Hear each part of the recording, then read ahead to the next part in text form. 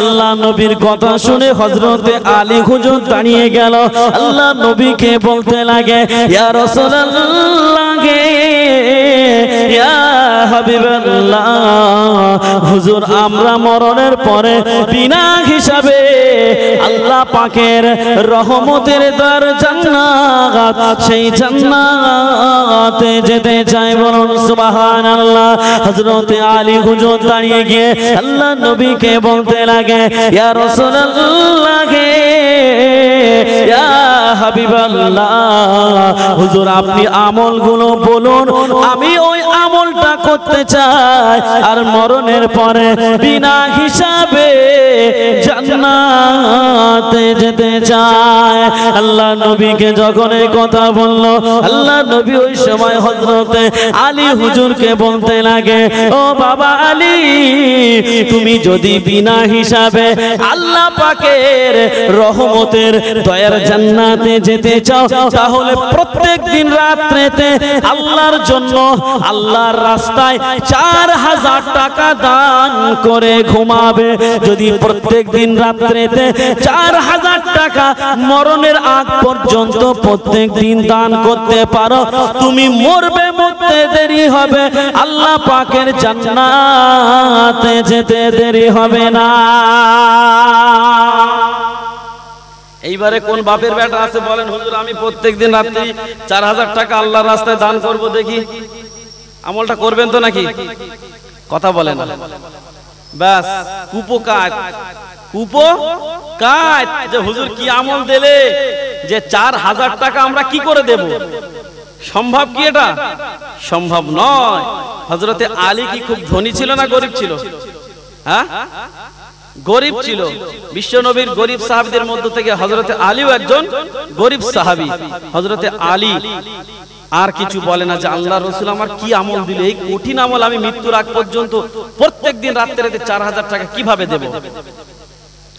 ও আমার ভাইজানেরা, নবী আমার দিন ও দুনিয়ার বাদশা হাবিবুল্লাহ জনাবে মুহাম্মদ রাসূলুল্লাহ সাল্লাল্লাহু আলাইহি ওয়াসাল্লাম, আল্লাহ নবী যখন হযরতে আলীকে বলল, ও বাবা আলী, তুমি যদি বিনা হিসাবে আল্লাহ পাকের রহমতের দয়ার জান্নাতে যেতে চাও, প্রত্যেক দিন রাত্রিতে ঘুমানোর আগে 4000 টাকা আল্লাহর রাস্তায় দান করে ঘুমাতে হবে।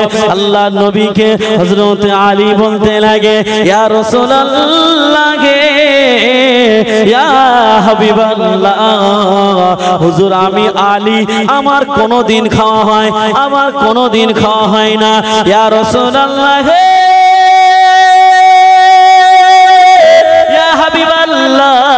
হুজুর আমি 4000 টাকা আল্লাহর রাস্তায় দান করতে পারবো না, আপনি আমার বেয়াদবি মাফ করুন। আল্লাহ নবী হযরতে আলীকে বলতে লাগে, ও বাবা আলী রে, তোমার প্রত্যেক দিন রাত্রিতে আল্লাহর রাস্তায় 4000 টাকা দান করতে হবে না। পৃথিবীর জমিনে কোনো বান্দা, পৃথিবীর জমিনে কোনো বান্দি ঘুমানোর আগে যদি উযু করে নিয়ে 4 বার সূরা ফাতিহা পড়ে ঘুমিয়ে যায়, আমার আল্লাহ পাক একজন বান্দা বান্দির নামায় আমলে 4000 টাকা দান করার সওয়াব আমার আল্লাহ দিয়ে দেয়। ও বাবা আলী রে, তোমার 4000 টাকা দান করতে হবে না, তুমি প্রত্যেক দিন রাত্রিতে ঘুমানোর আগে উযু করে নিয়ে 4 বার সূরা ফাতিহাটা পড়ে ঘুমিয়ে যাবে, 4000 টাকা দান করার সওয়াব আমার আল্লাহ পাক তোমার নামায় আমলে আমার আল্লাহ দিয়ে দেবে।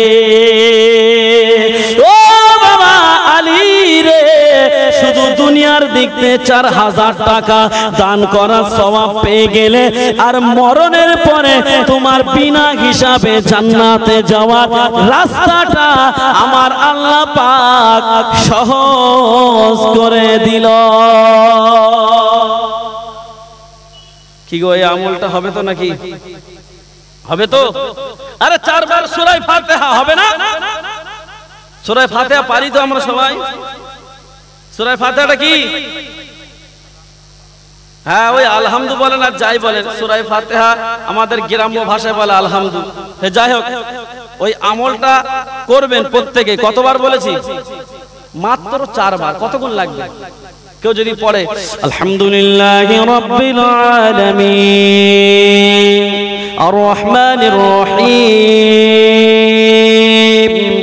মালিকি ইয়াউমিদ্দিন ইয়্যাকা না'বুদু ওয়া ইয়্যাকা নাস্তাঈন ইহদিনাস সিরাতাল মুস্তাকিম সিরাতাল লাযীনা আন'আমতা আলাইহিম গায়রিল মাগদুবি আলাইহিম ওয়ালাদ-দাল্লিন।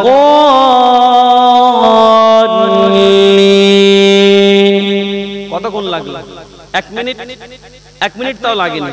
তো এই আমলটা যদি আমরা ঘুমানোর আগে 4 বার করি, আর 4000 টাকা দান করা সব, 4000 টাকা আপনার আয় করতে কষ্ট হবে না? অনেক কষ্ট, কিন্তু আপনি যদি মাত্র মুখ দিয়ে 4 বার সূরা ফাতিহা পড়ে নেন, আপনার নামায় আমলে আমার আল্লাহ পাক 4000 টাকা দান করার সওয়াব দেবে, এবং মৃত্যুর পরে আপনার জান্নাতে যাওয়া বিনা হিসাবে জান্নাতে যাওয়ার রাস্তাটা আমার আল্লাহ পাক কি করবে? সহজ করে দেবে। যখন এই সহজ আমলটি বলল, হযরতে আলী আল্লাহর নবীকে বলছেন, ইয়া রাসূলুল্লাহ, ইয়া হাবিবাল্লাহ, এমন আমল আপনি আমাকে আরো বলুন, এমন আমল আমি আরো করতে চাই। ও আমার ভাইজানেরা, আল্লাহর নবীকে হযরতে আলী বলতে লাগে, ইয়া রাসূলুল্লাহ গে, ইয়া হাবিবাল্লাহ, হুজুর এমন আমল আরো আমাকে বলুন, এমন আমল আরো করতে চাই। আল্লাহর নবীকে যখন এই কথা বলল, আল্লাহর নবী হযরতে আলীকে বলতে লাগে, ও বাবা আলী, তুমি যদি এমন আমল করতে চাও তাহলে শুনে রেখে দাও, জেনে রেখে দাও, প্রত্যেক দিন রাত্রেতে গোটা 30 পারা কোরআন খতম করে ঘুমাবে। কোন বান্দা, কোন বান্দি যদি 30 পারা কোরআন খতম করে রাত্রি ঘুমিয়ে যায়, আমার আল্লাহ পাক ওই বান্দার, ওই বান্দির মরণের পরে বিনা হিসাবে জান্নাতে যাওয়ার রাস্তাটা আমার আল্লাহ সহজ করে দেবে। বলুন সুবহানাল্লাহ। বলছে প্রত্যেকদিন রাত্রিতে তোমার গোটা 30 পারা কোরআন পুরো খতম করতে হবে। করে যদি তুমি ঘুমাতে পারো, তাহলে মরণের পরে তোমার জান্নাতে যাওয়ার রাস্তাটা সহজ হবে। হযরতে আলী বলছেন, ইয়া রাসূলুল্লাহ, এই আমলটা তো মৃত্যুর আগ পর্যন্ত করতে হবে। তা আমি যদি গোটা কোরআন খতম করি, তো আমার মৃত্যুর আগ পর্যন্ত কোন রাত্রে তার ঘুম হবে না, সারা রাত লেগে যাবে। তাহলে এই কঠিন আমল আমি কি করে করব?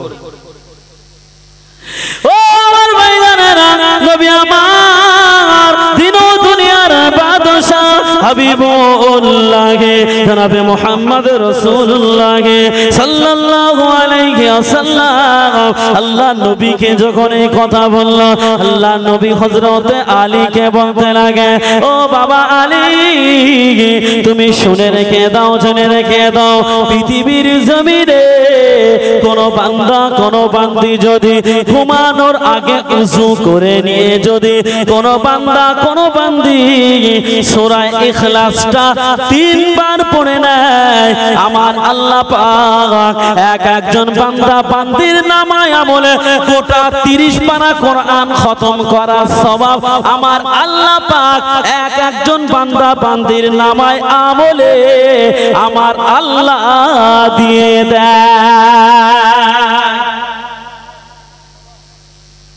সূরা ইখলাসটা আমরা পড়তে পারবো তো? সূরা ইখলাসটা কি?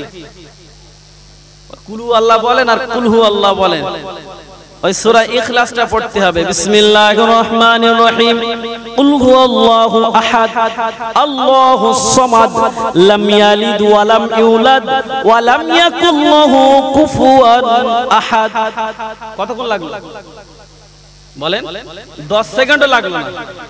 তো এই সূরা ইখলাসটা যদি কেউ 3 বার পাঠ করে, আমার আল্লাহ পাক এক একজন বান্দা বান্দির নামায় আমলে গোটা 30 পারা কোরআন খতমের সওয়াব আমার আল্লাহ এক একজন বান্দা বান্দির নামায় আমলে দিয়ে দেয়। বলুন সুবহানাল্লাহ। ও আমার ভাইজানেরা, আল্লাহর নবী হযরতে আলীকে বলল, বাবা আলী, শুধু গোটা 30 পারা কোরআনের সওয়াব দেওয়া হবে না, ওই বান্দা বান্দি মৃত্যুর পরে তার বিনা হিসাবে জান্নাতে যাওয়ার রাস্তাটা আমার আল্লাহ পাক সহজ করে দেয়। আল্লাহ নবীকে বলতে লাগে, ইয়া রাসূলুল্লাহ, ইয়া হাবিবাল্লাহ, হুজুর আপনি এমন আমল আমাকে আরো বলুন, এমন আমল আমি আরো করতে চাই।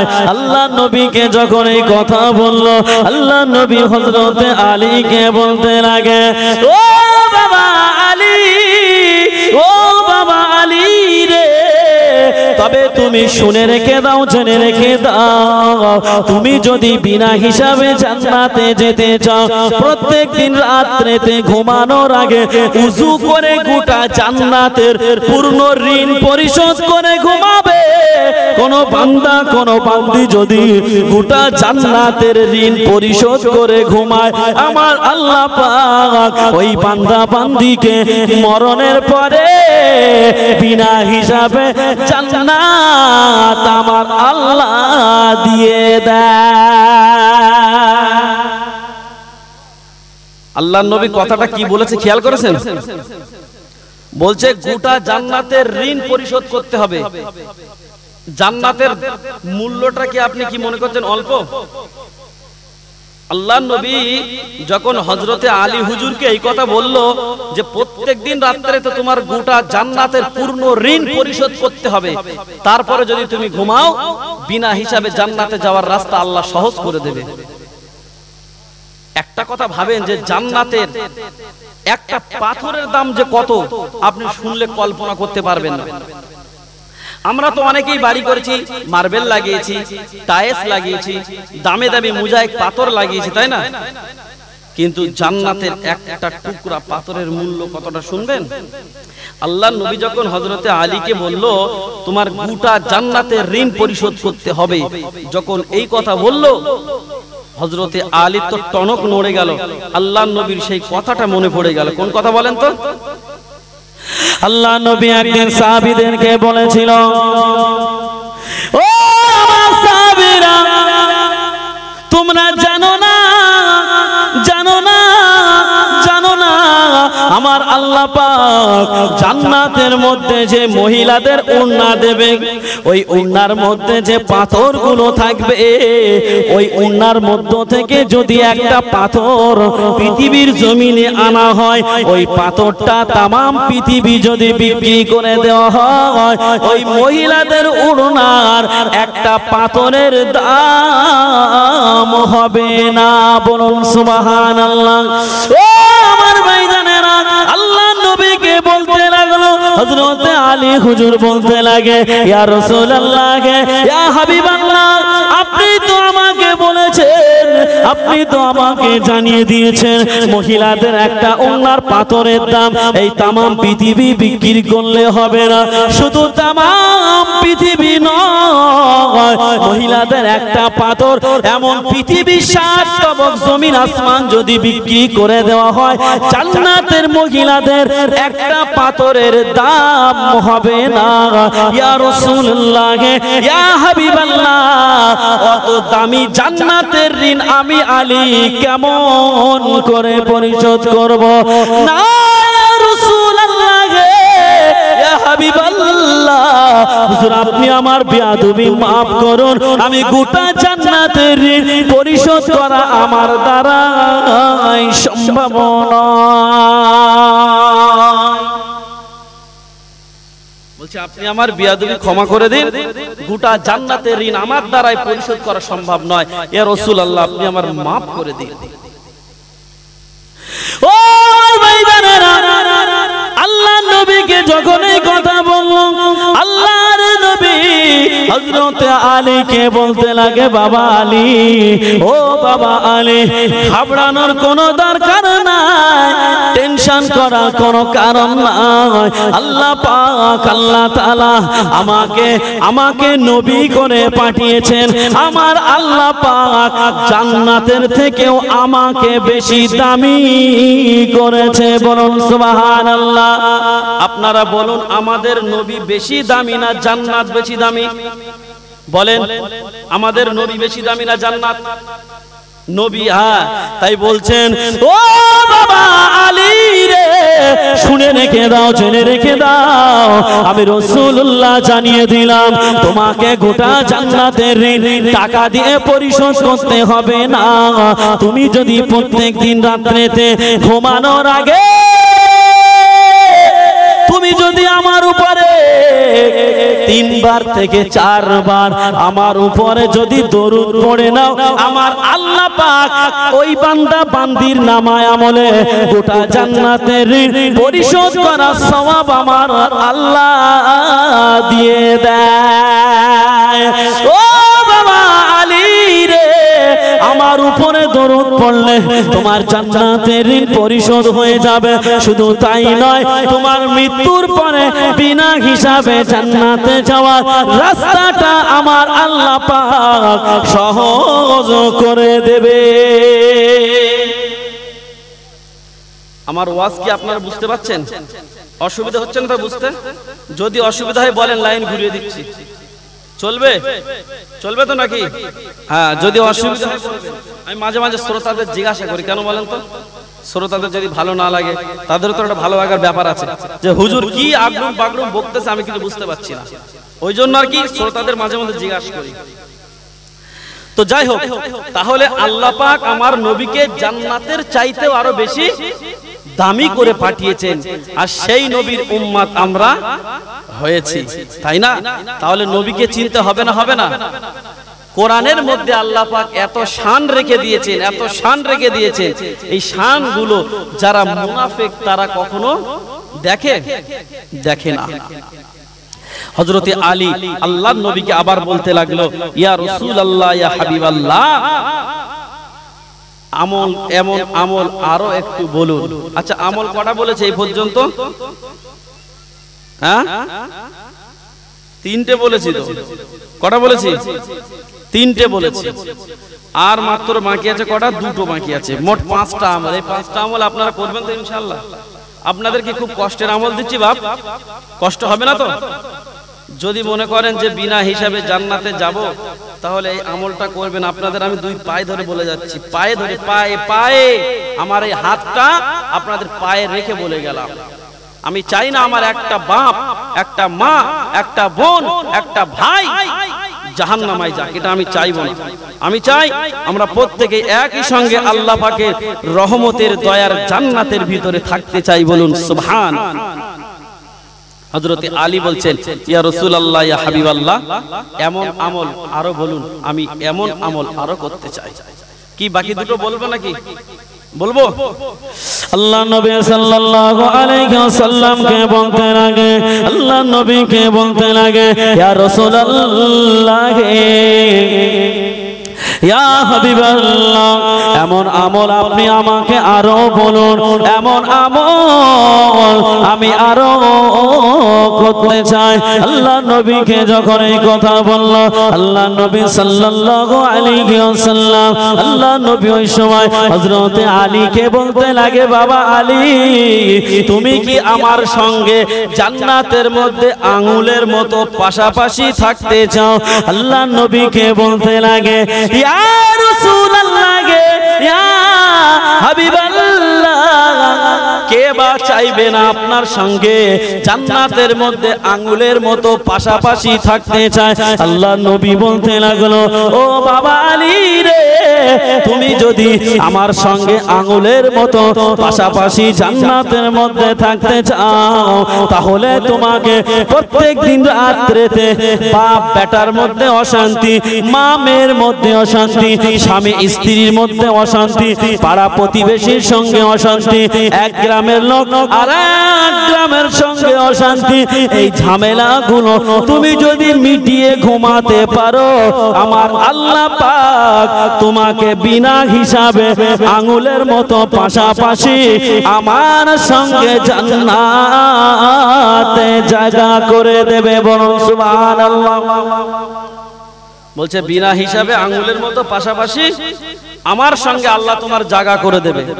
কিন্তু তোমাকে প্রত্যেকদিন রাত্রিতে বাপ বেটার মধ্যে অশান্তি, মা মেয়ের মধ্যে অশান্তি, স্বামী স্ত্রীর মধ্যে অশান্তি, পাড়া প্রতিবেশীর সঙ্গে অশান্তি, এক গ্রাম অপর গ্রামের সঙ্গে অশান্তি, এই ঝামেলাগুলো যদি তুমি মিটিয়ে ঘুমাতে পারো, আমি রাসূলুল্লাহ আমার সঙ্গে তুমি জান্নাতের মধ্যে আঙ্গুলের মতো পাশাপাশি থাকতে পারবে।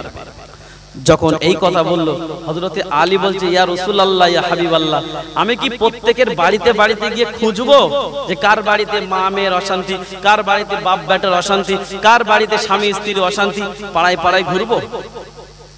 এটা তো সম্ভব নয়। আল্লাহর নবী হযরতে আলীকে কি বলছে দেখো।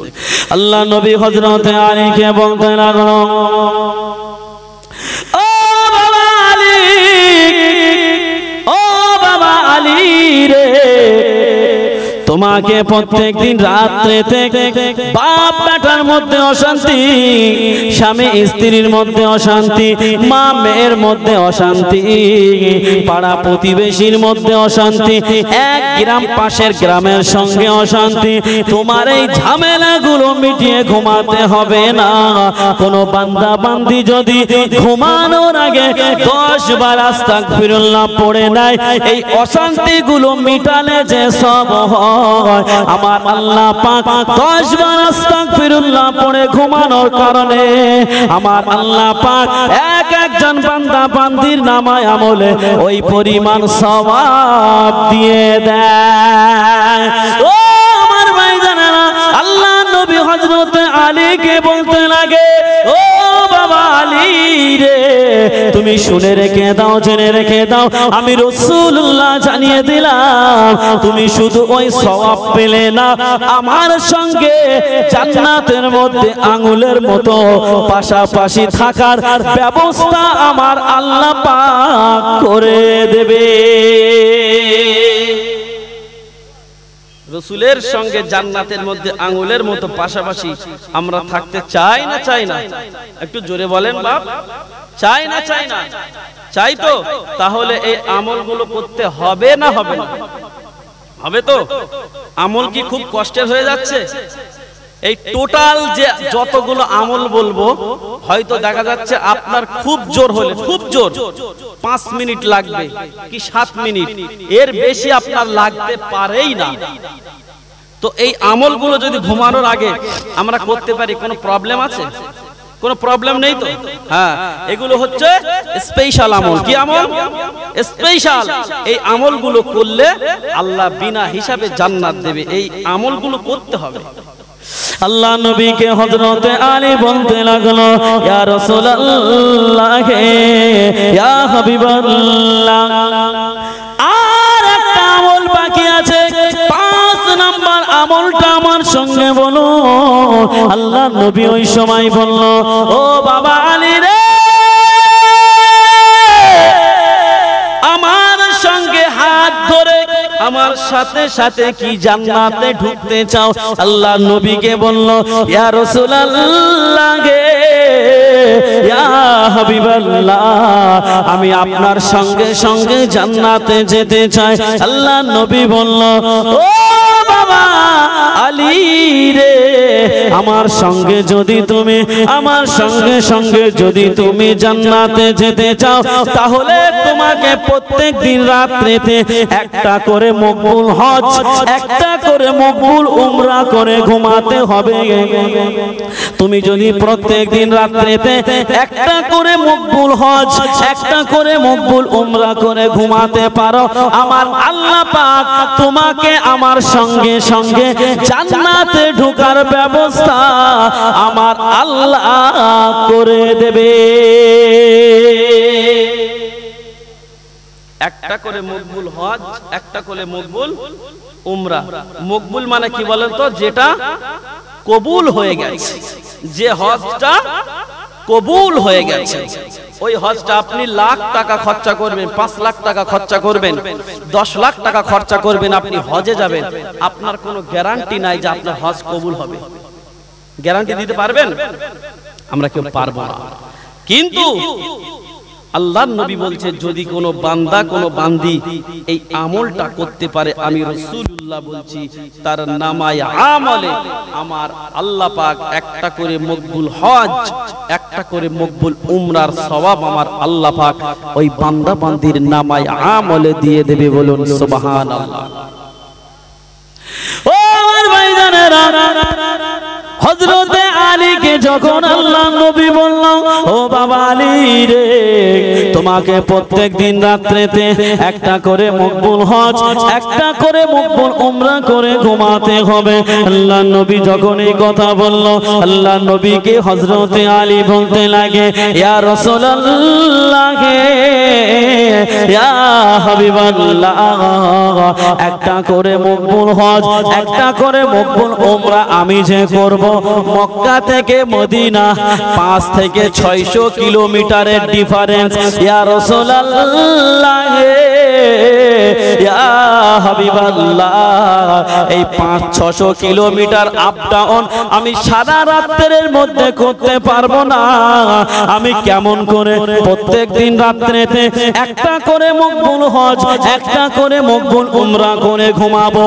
ইয়া রাসূলুল্লাহ, ইয়া হাবিবাল্লাহ, হুজুর আপনি আমার বেয়াদবি মাফ করে দিন, আপনি আমার বেয়াদবি ক্ষমা করে দিন। ইয়া রাসূলুল্লাহ, ইয়া হাবিবাল্লাহ, হুজুর আমি এমন উমরা এমন হজ পায়ে হেঁটে হেঁটে আমি করতে পারবো না, আপনি আমার মাফ করে দিন। আল্লাহ নবী ওই সময় হযরতে আলীকে বলতে লাগে, ও বাবা আলী, ও বাবা আলী রে, তোমাকে প্রত্যেক দিন রাত্রিতে মকবুল হজ মকবুল উমরা করে ঘুমাতে হবে না। আমি রাসূলুল্লাহ জানিয়ে দিলাম, পৃথিবীর জমিনে কোন বান্দা কোন বান্দি যদি ঘুমানোর আগে কালেমায়ে তামজিদ কালেমায়ে তাওহীদ যদি 4 বার করে পড়ে নেয়, আমার আল্লাহ পাক একজন বান্দা বান্দির নামায়ে আমলে একটা করে মকবুল হজ, একটা করে মকবুল উমরার সওয়াব আমার আল্লাহ পাক একজন বান্দা বান্দির নামায়ে আমলে আমার আল্লাহ পাক দিয়ে দেয়। ও বাবা আলী রে, আমার আল্লাহ পাক শুধু মকবুল হজ মকবুল উমরা সওয়াব দেবে না, আমি রাসূলুল্লাহ আমার সঙ্গে জান্নাতে যাওয়ার ব্যবস্থা আমার আল্লাহ পাক ওই বান্দা বান্দির করে দেবে। জোরে হলো না? এটা তাকবীর দান তো, নারায়ে তাকবীর, নারায়ে তাকবীর, নারায়ে তাকবীর। এই হলো আপনাদের পুরো 5টা আমল। এই 5টা আমল কি আমরা ইনশাআল্লাহ পারবো তো বাপ? হ্যাঁ, কতক্ষণ লাগবে? 5 মিনিট থেকে 7 মিনিট বলেছিলাম তো, ঠিক কি না? চলেন, আপনারা একটু ঝিমিয়ে যাচ্ছেন দেখছি, একটু দরুদ শরীফ পড়েন। আল্লাহুম্মা সাল্লি আলা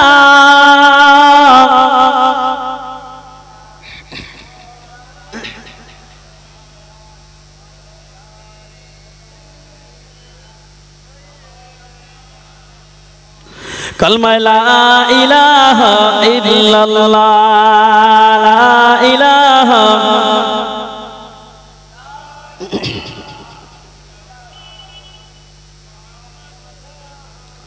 ভালোবাসার জায়গা মদিনা, ভালো লাগার জায়গা মদিনা, ভালোবাসার জায়গা মদিনা, ভালো লাগার জায়গা মদিনা, মদিনা শরীফে নূরের খাজিনা, মদিনা শরীফে নূরের খাজিনা আশিক ছাড়া অন্য বোঝে না ভালোবাসার জায়গা মদিনা ভালোবাসার জায়গা মদিনা ভালো লাগার জায়গা মদিনা মদিনা শরীফে নূরের খাজিনা মদিনা শরীফে নূরের খাজিনা আশিক ছাড়া অন্য বোঝে না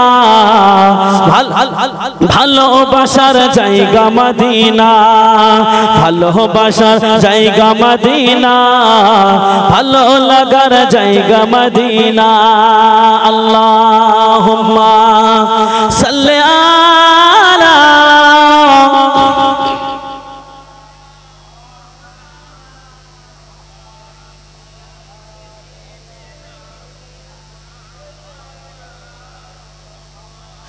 যতই দরুদ পড়ে তৃপ্তি মেটে না যতই দরুদ পড়ে তৃপ্তি মেটে না সুন্নাতেও শান্তি থাকে না ভালোবাসার জায়গা মদিনা ভালোবাসার জায়গা মদিনা ভালো লাগার জায়গা মদিনা আমার জীবনে অনেক বেশি গোনা আমাদের জীবনে অনেক বেশি গোনা কোন বাপের বেটা আছেন যে বুকে হাত দিয়ে বলতে পারবেন যে জীবনে গুনাহ নাই একজন হাত তুলে দেখান দেখি কোন বাপের বেটা হবে না হ্যাঁ আমরা প্রত্যেকেই গুনার সঙ্গে যুক্ত আমরা কে গুনাহ মুক্ত নয় আমরা গুনার সঙ্গে যুক্ত তাই বলছে আমাদের জীবনে অনেক বেশি গোনা আমার জীবনে অনেক বেশি গোনা তাই হাবিবের কদম ছাড়বো না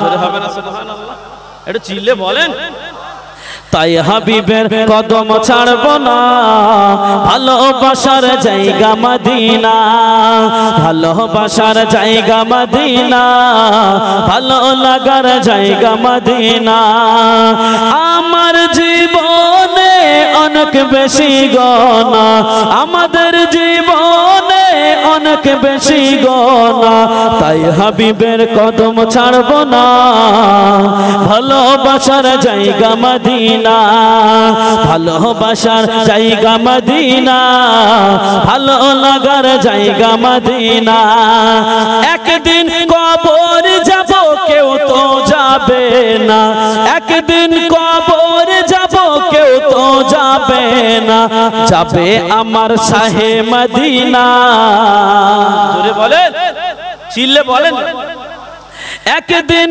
কবর যাব কেউ তো যাবে না যাবে আমার শাহে মদিনা ভালোবাসার জায়গা মদিনা ভালোবাসার জায়গা মদিনা ভালো লাগার জায়গা মদিনা মদিনা শরীফে নূরের খাজিনা মদিনা শরীফে নূরের খাজিনা আশিক ছাড়া অন্য বোঝে না ভালোবাসার জায়গা মদিনা ভালোবাসার জায়গা মদিনা ভালো লাগার জায়গা মদিনা আল্লাহুম্মা সাল্লি আলা